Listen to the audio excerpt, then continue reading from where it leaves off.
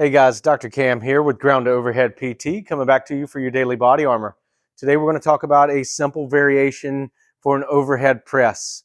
I had somebody recently come in having pain with overhead pressing movements, shoulder presses, and this is a variation that I was able to give them that helped resolve some of that issue and allow them to continue to press during their workout. Um, Oftentimes what we'll see is people will have pain with barbell overhead press, and they've tried to scale to maybe a dumbbell overhead press, and they just don't, they're still having pain and don't know quite where to go after that, right? Um, Oftentimes what I'll see too is that when we get out here in this shoulder abducted position, where this shoulder is outside, right, as is required with that barbell, that's pretty painful, okay? The other thing is when we start to try to use these dumbbells, one thing that is required is a lot of external rotation. So bringing that fist out, because the dumbbell itself wants to bring the arm in. So we kind of resist that force, right? This also can be painful as we're going overhead and coming back down to that pocket position, that start position. The variation that I want to give you guys today is a simple kettlebell overhead press.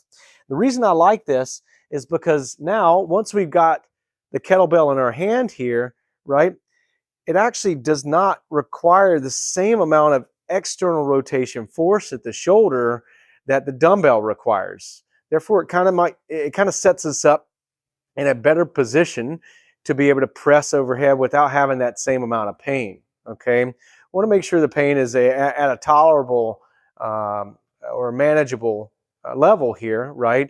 I'd tell patients, 3, 4 out of 10 or below on that pain scale, where 10 is the most painful you can imagine. Um, and if it's more than that, don't press through it, right? Your body's trying to give you an indication of, hey, I don't like this, so don't do that, right? We can come up with other variations, but this could be very tolerable for you if you've tried overhead presses with a barbell, overhead presses with dumbbells, lowering the weight, and it still hasn't quite resolved. So again, no different really than your uh, dumbbell overhead press, except of where the load is. Now the load's on the outside of the wrist. I can come here in that kind of front rack position and press overhead.